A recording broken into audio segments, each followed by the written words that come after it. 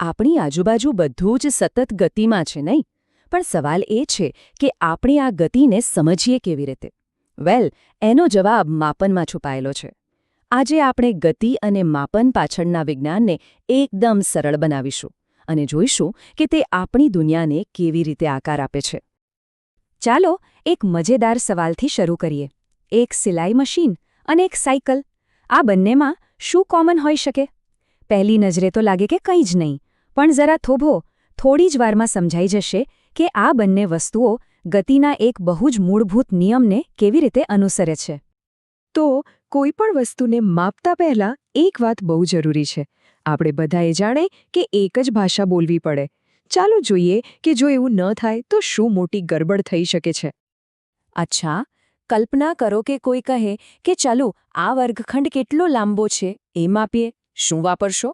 આ સવાલ જેટલો સીધો લાગે છે એટલો જ માપનની એક બહુ મોટી સમસ્યાને આપણી સામે લાવી દે છે. અને જુઓ, જ્યારે 3 અલગ અલગ વિદ્યાર્થીઓ પોતાના પગલાંથી એક જ વર્ગખંડ માપે છે ત્યારે શું થાય છે?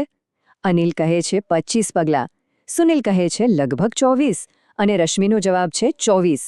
રોમ તો એક જ છે, પણ માપ 3 અલગ અલગ. આવું કેમ થયું? કારણ બહુ સીધું સાદું છે. દરેકના પગનું માપ સરખું નથી હોતું, બરાબર ને? અને જ્યારે માપવાનું સાધન જ એટલે કે પગ જ બદલાતું રહે તો પરિણામ પર ભરોસો કઈ રીતે કરી શકાય? આનાથી તો ખાલી ગૂંચવણ જ ઊભી થાય. અને આ જ સમસ્યા ખાલી પગલાં પૂરતી નથી.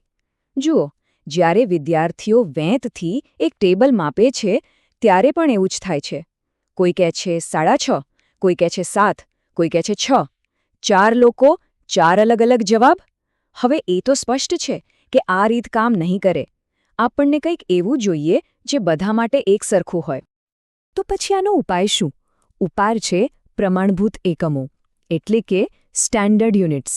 મીટર, સેન્ટીમીટર, કિલોમીટર, આ એવા માપ છે જે ક્યારેય નથી બદલાતા, ભલે કોઈ પણ માપે. આ એક નાનકડો વિચાર જ આખા વિજ્ઞાન, એન્જિનિયરિંગ અને વેપારનો પાયો છે. અને અહીંયા તો ફરક એકદમ સ્પષ્ટ જોઈ શકાય છે. જુઓ, જ્યારે વેંતથી માપ્યું તો એક જ વ્યક્તિની ઊંચાઈના 4 અલગ અલગ જવાબો મળ્યા. પણ જેવી જ માપપટ્ટી હાથમાં આવી, જવાબ હંમેશા એક જ રહ્યો, 165 સેન્ટીમીટર. આ જ તો તાકાત છે પ્રમાણભૂત માપનની, ચોકસાઈ અને વિશ્વસનીયતા. તો ચાલો હવે લંબાઈ માપવા માટેની આ સાર્વત્રિક ભાષા એટલે કે એના એકમોને થોડા વધુ નજીકથી સમજીએ. સૌથી પહેલાં એકદમ પાયાની વાત યાદ રાખી લઈએ. 1 મીટર બરાબર 100 સેન્ટીમીટર. આ આપણો બેઝ છે. અને જ્યારે મોટા અંતરની વાત આવે ત્યારે 1 કિલોમીટર એટલે 1000 મીટર. બસ આટલું જ સરળ ગણિત છે. તો આ રહી આપણી માપપટ્ટી, નાનાથી મોટા ક્રમમાં. સૌથી નાનો મિલીમીટર. પછી આવે સેન્ટીમીટર, જે 10 મિલીમીટર બરાબર છે. એનાથી મોટો મીટર, એટલે કે 100 સેન્ટીમીટર. અને સૌથી મોટો કિલોમીટર, એટલે કે પૂરા 1000 મીટર. આ સિસ્ટમ ગણતરીને એકદમ સરળ બનાવી દે છે. અને ખબર છે, આ એકમોને એકબીજામાં બદલવા પણ બહુ જ સહેલા છે.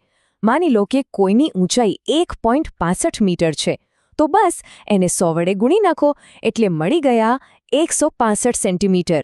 અને હજુ નાના એકમમાં જવું હોય તો એને ફરી 10 વડે ગુણો એટલે મળી ગયા 1650 મિલીમીટર. જોયું કેટલું સરળ છે? અને નાનામાંથી મોટા એકમમાં જવું હોય તો માની લો કે રાધાની શાળા 3250 મીટર દૂર છે, તો શું કરવાનું? બસ એને 1000 વડે ભાગી નાખો એટલે કે અંતર થયું 3.25 કિલોમીટર. એકદમ સિમ્પલ. ઓકે, તો હવે આપણી પાસે માપન માટેના પાક્કા સાધનો છે.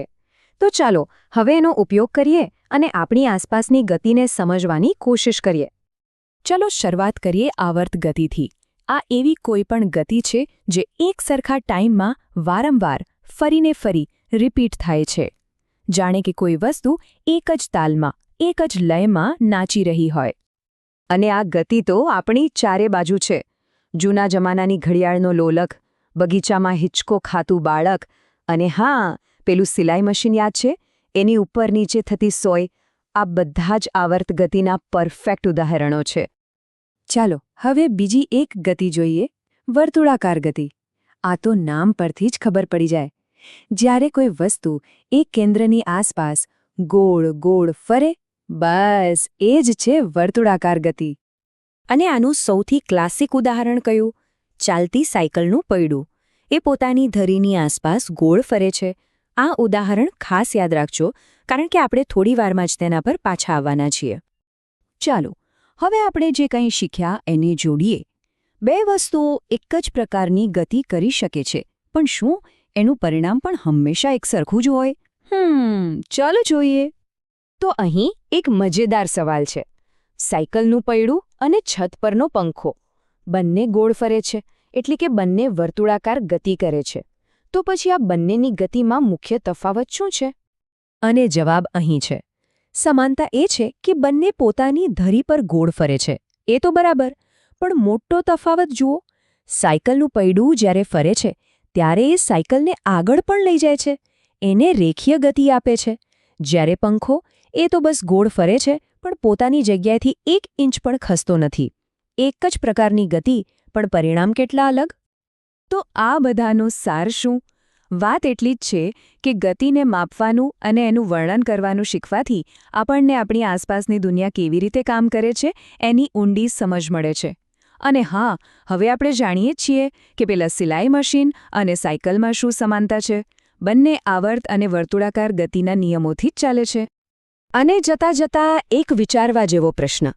આખા બ્રહ્માંડમાં આપણી પૃથ્વી, સૂર્ય, આકાશગંગા બધું જ સતત ગતિમાં છે.